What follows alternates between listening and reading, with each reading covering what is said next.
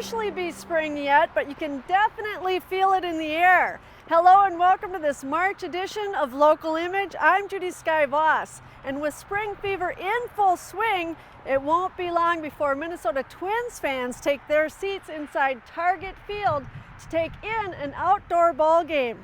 April 8th is opening day at Target Field, and it also marks the second year of operation for this state-of-the-art ballpark, which many say was made possible by the man you're about to meet.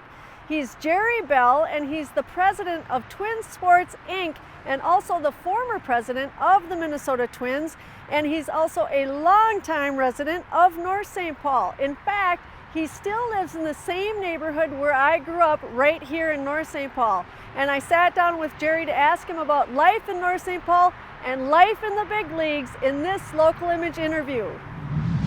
What do you remember? What are some of your fonder memories of being young in North St. Paul? Well, we moved to North St. Paul when I was about 8 or 9 years old, I think. And we lived at the where the hockey rink is now. Yeah. In the new high school. Yeah. There were some houses there on First Avenue. Grew up next to Craig Sarner, very famous hockey player. He was right next door. Were you a sports player? I played a little. I played some football and hockey. Okay. And obviously you graduated from North High, and then you went on to the university, and during that time I think is when you started having to earn some money for yourself, and you started cutting grass for the city of North St. Paul and some other cities, is that right? Actually, I went in the Navy when I got out of high school. Yes, Spent absolutely. 3 years in the Navy, and then when I returned, I went to work for the city part-time, and went to the university at night. So that's the only place I cut any grass was in North St. Paul. I was a park and recreation director when I finished school for several different cities, and built a lot of park and recreation facilities, parks, ice arenas, ball fields, the kinds of things that you see in parks. And then I went to the Metropolitan Council to do this fundraising. And fundraising meant you go to the legislature to get legislation passed, bonding bill, which we did.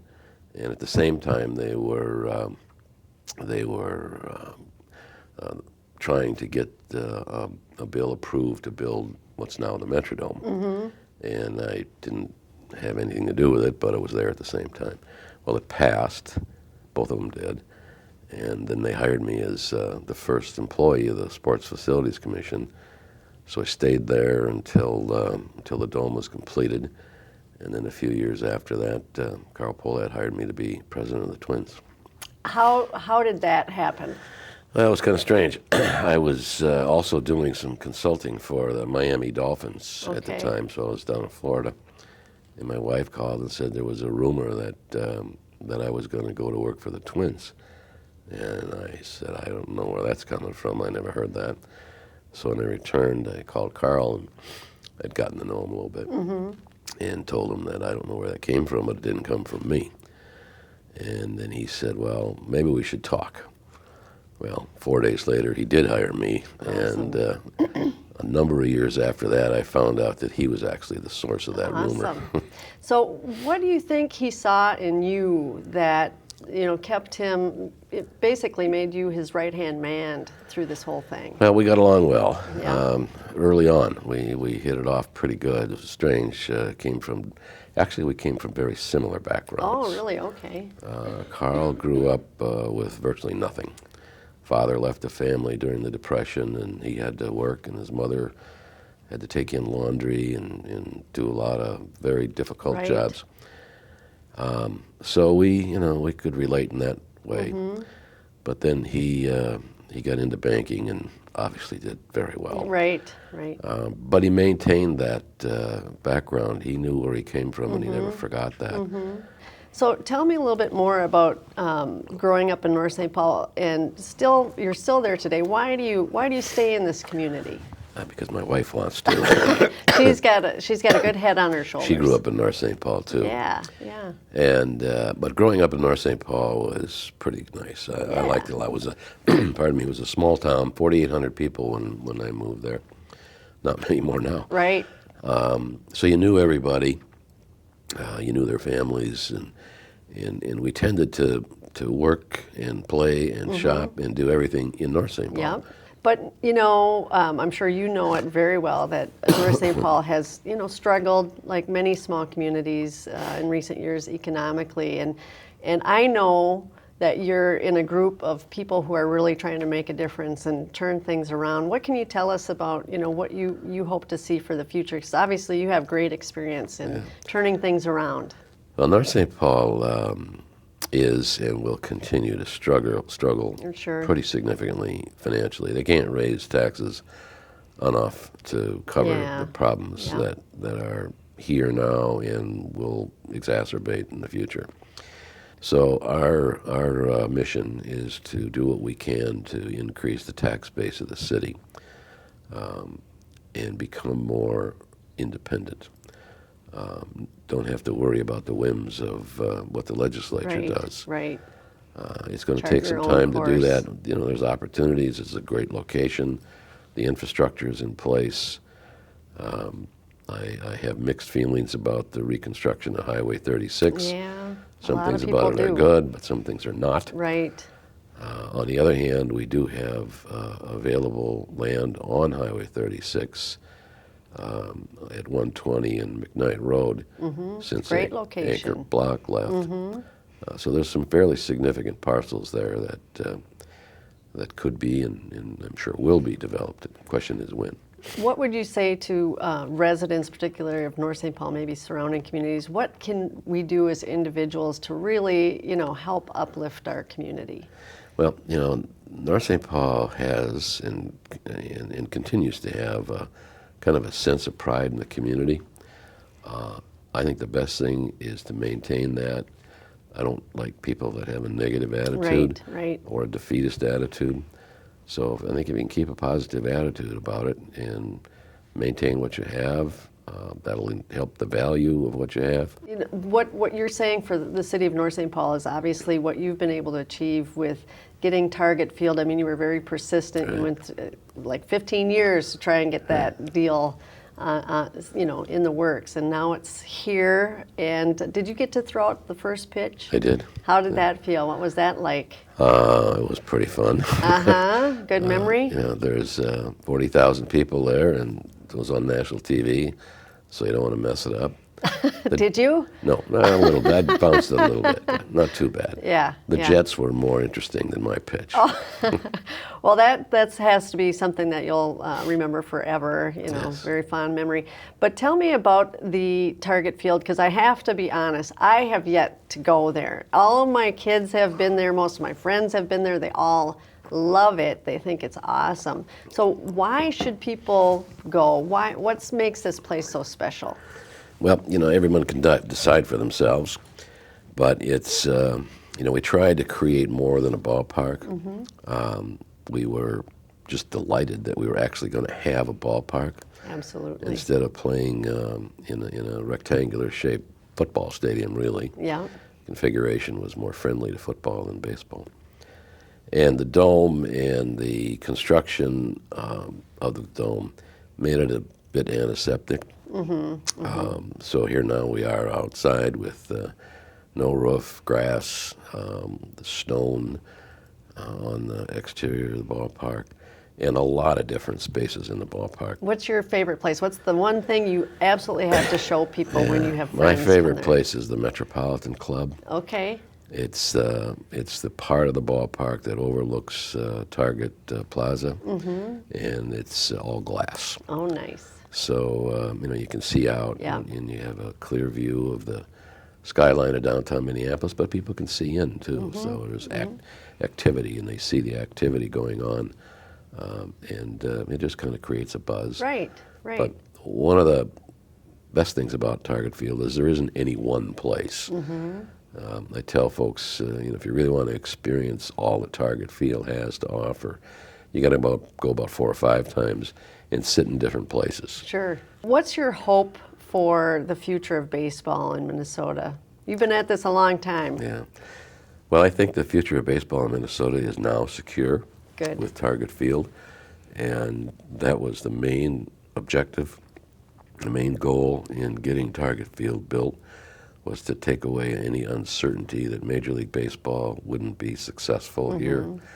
And it's been overwhelmingly successful. One of the top teams in the league in terms of drawing fans now. We will do that again this year, and just all aspects of the game are on very solid ground right now. Jerry Bell, thank you so much for stopping in today and sharing your story, and thank you for getting that Target Field built. Such a pleasure to meet you, and best wishes with all you're doing for Target Field and the Twin Sports, and also in North St. Paul. I hope you see some good things going on So there. do I.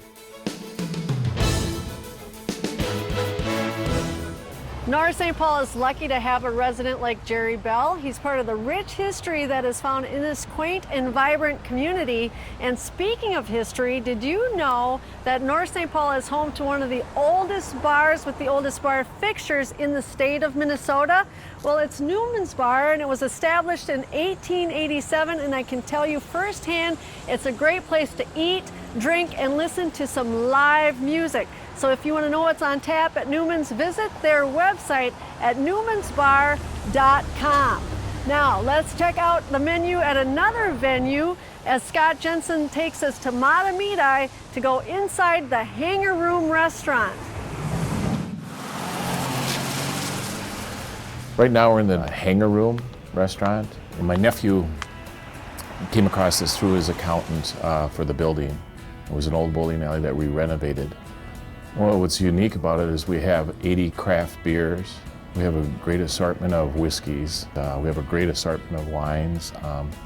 The food is made fresh daily. We have #1 chef, Leonard Anderson. You want to drop to pork belly? Well, for the most part, we try to serve all high-end food using the most local, best ingredients possible for the most affordable price. And the biggest part about the Hangar Room is we have a dry aging room on site. So most other facilities that I'm aware of don't have that ability to do that or advantage. Essentially, you dry off all the meat to start off with, and then you sit it in an aged room with controlled humidity, air velocity, and temperature. And then what that does is that intensifies, richens, and softens the meat.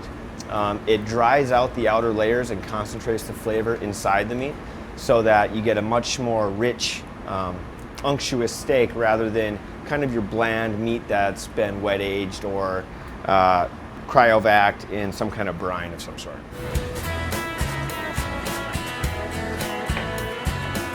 You could go into the bar area and have some high top tables. We have a little room off the side that we call Scotch Room. When it comes to the beer, I don't think you can find as many beers anywhere that are especially as craft and high-end as the beers here. Craft beers are produced by smaller breweries. They put a little bit more effort and finesse, and they're a little bit more delicate with the hops, the yeast, and all that. Coming around the bar, yeah, you come in through the front foyer. It comes into the dining area. Dining area and the bar are separate. The dining area is unique because it's quiet. You can sit and talk. You don't have loud noises. We have it carpeted throughout so that keeps down the noises, and it's a quiet, friendly atmosphere here. Yeah. The type of food we offer, what we create here, the affordable prices that we give out to people, it's just something that you don't get to see or get to taste, especially in these suburbs up here.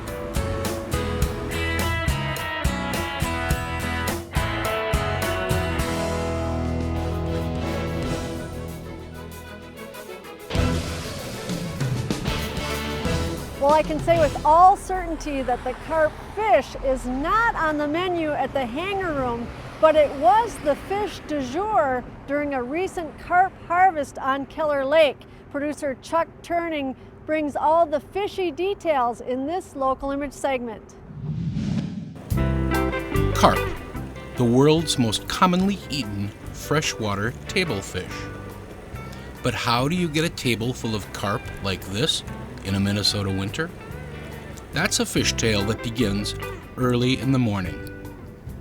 Carp were imported to America in the 1880s as a food fish. They were first brought from Asia to Europe. The Chinese bred them for color variations. Yes, goldfish, koi. They are a valuable food fish because of their remarkable ability to adapt and reproduce. It turns out that this invasive species isn't really good for Minnesota lakes. When they feed, they go down to the sediment in the bottom of the lake, and they look for small invertebrates that they eat. By doing that, they actually stir up a lot of nutrients and a lot of sediment into the water, and that actually opens up a lot of nutrients that algae will thrive on. It decreases water quality and clarity, and then fish and other plants that are native here have a hard time surviving. The interesting thing about their behaviors is that they do come into groups during the winter.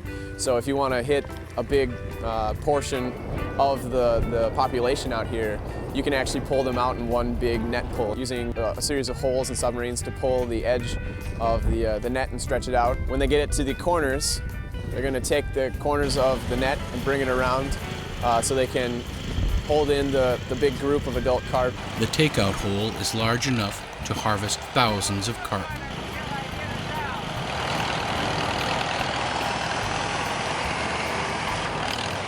This kind of fishing was a big business in Minnesota. There were once dozens of commercial operations like this. Now there are just a few. They pull each end of the 1,700-foot net around the lake under the ice. As the net comes in, a few fish show up. Game fish are tagged, sampled, and returned safely to the water. The Ramsey, Washington Metro Watershed District wants to reduce the number of carp in the lake. The Peter Sorensen Fisheries Laboratory wants to study the carp. Commercial fishermen want to sell the carp for a profit. The net brings a few surprises. This may be a naturally occurring albino. This may have come from a pet store some 15 or 20 years ago. Just goes to show you that when you go fishing, you never know what you'll catch.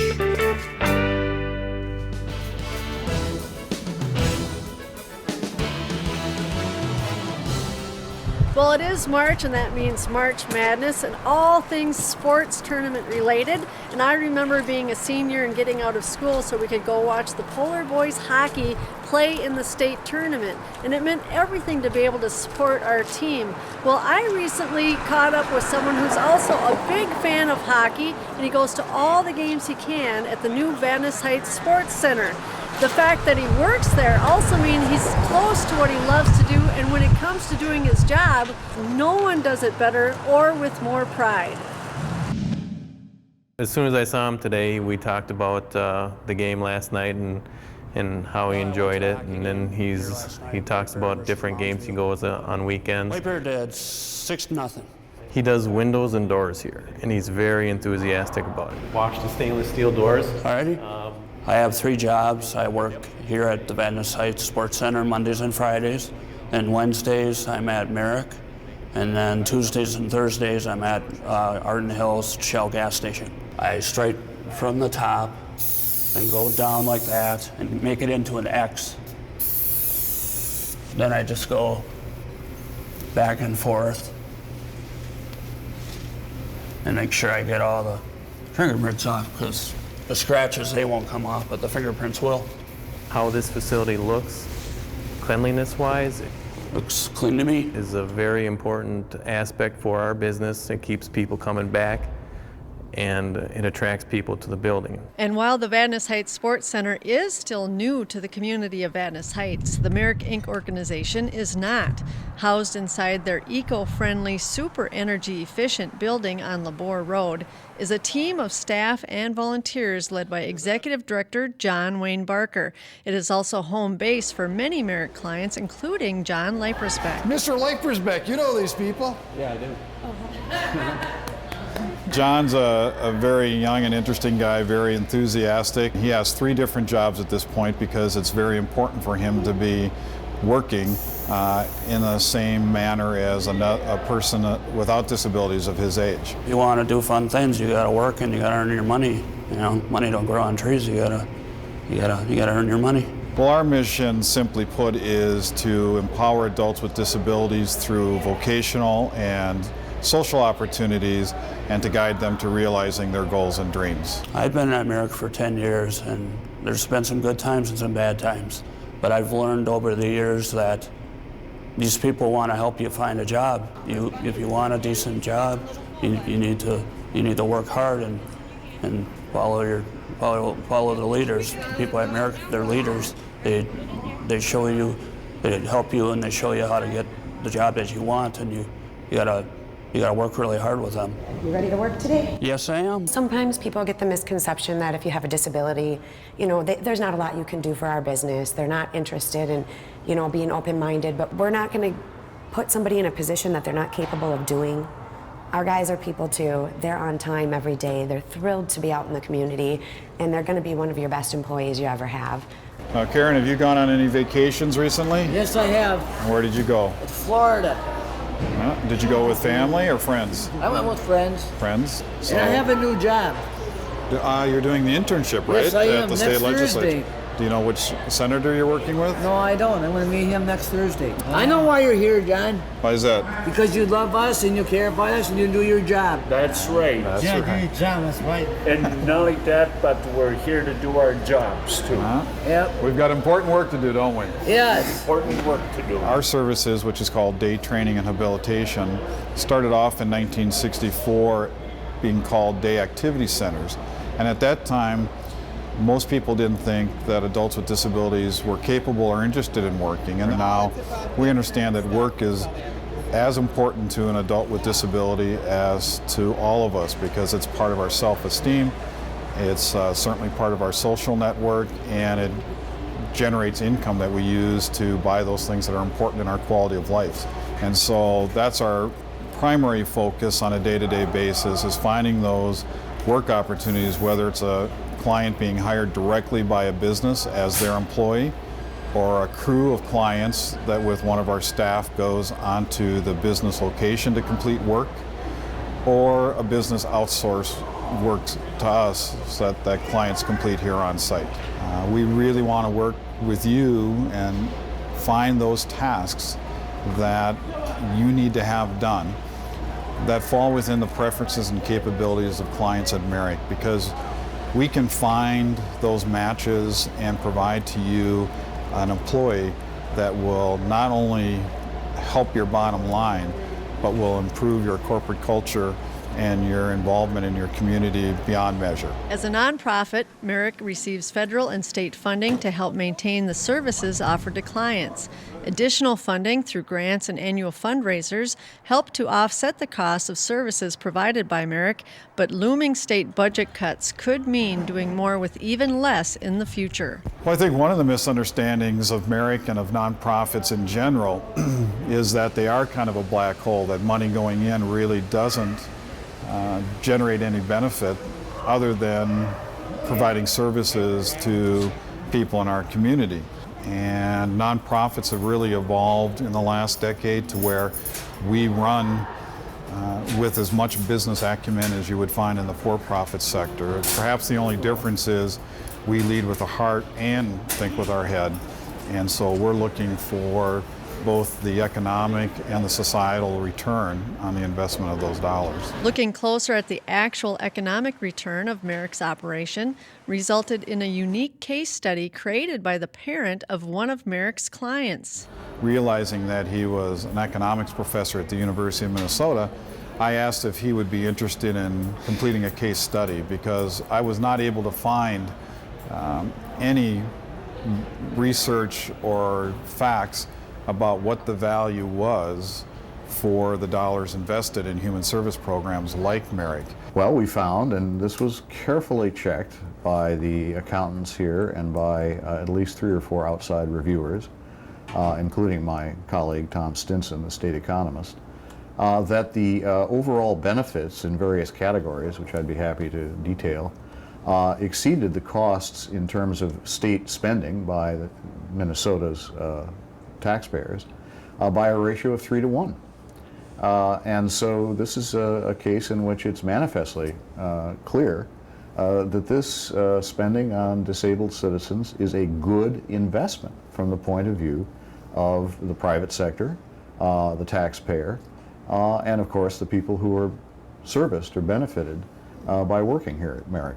My hope was that, you know, we'd come out maybe a one-for-one return on investment, and when it came in as a nearly 3-to-1 economic benefit to our local community, quite frankly, I was skeptical when I read it at first and had to sit down with Ford and have a number of conversations and go through the facts and the numbers, and ultimately came out on the other side understanding why I'm not an econ professor, and that truly we are a great investment of state taxpayer dollars.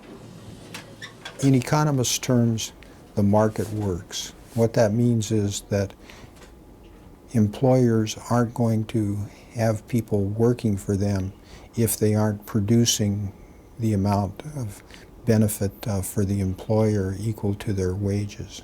And this is a market test, and as the job situation gets tighter, and it's going to get tighter, you're going to see more people that are developmentally disabled in the workforce, simply because we're going to need them and we're going to need their labor. What do you do tonight? I gotta go roller skating. Roller skating? Yeah, roller skating. I think the most important thing for people to appreciate is that when they see some of the disabled people who are employed outside of the facility, in places like Kowalski's, for example, a grocery or elsewhere, to appreciate that this is not just make work. This isn't just altruism at work, although there's an element of that certainly, but that these people are being productive citizens. And that really is the objective, and I think it's fulfilled here. We do have disabilities, but we're capable of pretty much doing anything we want to, just like you guys, you know. They really are 350 great stories here that we're privileged to be around on a daily basis. We work really hard. We got our goals, and we want to make our dreams come true. For more information about Merrick Inc. and to read the case study in detail, visit merrickinc.org and find the report in the news section under the title Pennywise, Dollar Foolish.